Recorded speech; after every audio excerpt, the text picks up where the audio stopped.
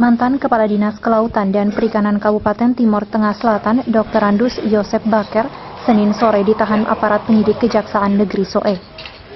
Aparat penyidik Kejaksaan Negeri Soe yang dikomandani Oscar Douglas Ribu mulai menunjukkan taringnya.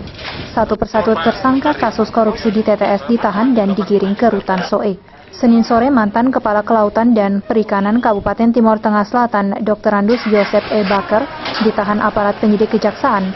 Baker ditahan dalam kasus dugaan korupsi APBD 2007-2008 berupa uang-uang yang harus dipertanggungjawabkan dari dinas tersebut senilai 900 juta rupiah lebih. Baker ditahan jaksa lantaran diduga melakukan penyalahgunaan wewenang, yakni memerintahkan bendahara di Dinas Perikanan dan Kelautan mengajukan surat perintah pembayaran atau SPP dan surat perintah membayar atau SPM ke bagian keuangan Setda TTS tahun 2007 dan 2008 lalu. Setelah diajukan, kantor bagian keuangan tanpa verifikasi menerbitkan surat perintah pencairan dana atau SP2D yang menyebabkan dana yang dicairkan melampaui DPA dinas. Dari dana sebesar 1 miliar lebih dalam DPA, dicairkan 2 miliar lebih.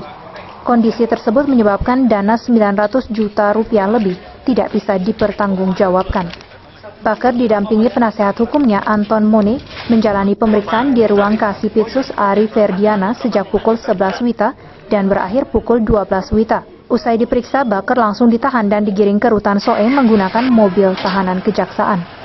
Kepala Kejaksaan Negeri Soe, Oscar Douglas Ribu, yang diwawancarai AFB TV usai penahanan tersangka menjelaskan, tersangka ditahan karena menyalahgunakan kewenangan. Atau mengulangi bisa sampai melampaui anggaran yang sudah ditetapkan, diperdakan gitu. Kan Undang-Undang 1/2004 kan pengeluaran atas beban APBD tidak boleh dilakukan sebelum ditetapkan dalam APBD. Nah ini kan sudah melampaui anggaran dari mana lagi, dan bahkan tidak bisa dipertanggungjawabkan itu anggaran itu. Kurang lebih 1, sekian miliar yang dipagu itu, kemudian melampaui sampai sekitar 2 miliar lebih. Yang sudah dipertanggungjawabkan ya anggaran sesuai DIPA itu sudah diambil, sudah dipertanggungjawabkan. Tapi dia selaku kepala dinas memerintahkan lagi bendahara buat saja SPP, ajukan, dilayani. Nah ini ya. Sementara penasehat hukum tersangka, Anton Mone, kepada FB TV secara terpisah mengatakan pihaknya akan melakukan upaya hukum berupa permohonan penangguhan penahanan. Besar hati sudah kita jalani saja dulu. Yang tipikor kan kita harus buktikan terbalik. Cuma beliau udah terlalu lama tinggalkan dinas. Tidak ada satu dokumen resmi yang beliau pegang. Cuma satu aja. DPA murni tahun 2007. DPA perubahan aja beliau tidak ada. Ya. Pembayaran lebih dari DPA. Kalau saya sendiri juga kaget. Pak Kajari sampaikan itu, jadi pasti kalau beliau ngomong pasti sudah ada bukti di sini. Jadi saya sempat tanya kepada Pak Kajari, Bapak, kalau Celerek, AFB TV melaporkan.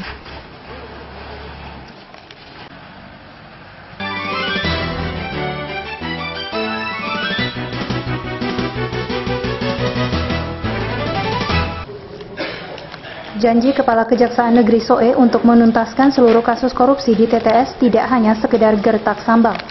Senin sore, usai menahan mantan Kepala Dinas Kelautan dan Perikanan, penyidik Kejaksaan juga menahan Kepala Desa Oeleu, Godlive Bako dalam dugaan kasus korupsi proyek PPIP tahun 2011 senilai 250 juta rupiah. Pantauan AFB TV, Kades Oeleu, Kecamatan Kolbano, Godlive Bako, memenuhi panggilan penyidik guna diperiksa sebagai tersangka dalam kasus tersebut.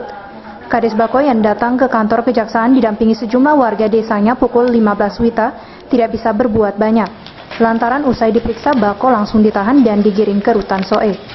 Kejari Oscar Douglas Ribu usai melakukan penahanan terhadap Kades Oeleu kepada FB TV mengatakan tersangka secara diam-diam bermain di bawah tangan dengan pihak kontraktor pengadaan alat berat Toko Agung Soe dan mencairkan dana tidak sesuai RAB. Jelas dia sifatnya swakelola. Tetapi oleh kepala desa mengatur sehingga kegiatan swakelola yang seharusnya melibatkan masyarakat dan dana semua kembali ke masyarakat mengarah kepada salah satu kontraktor di Soe ini. Dan sesuai dengan anggaran yang ditetapkan RAP itu kan untuk alat berat itu hanya 90 sekian. Tapi digelontorkan ke kontraktor itu 150 juta. Main di bawah tangan aja semua. Dana pengadaan alat berat yang tertuang dalam RAB sebesar 90 juta rupiah dicairkan kepada kontraktor sebesar 150 juta rupiah. Douglas menambahkan penahanan kepada tersangka demi rasa keadilan di tengah masyarakat. Paul Celerek, AFB TV, melaporkan.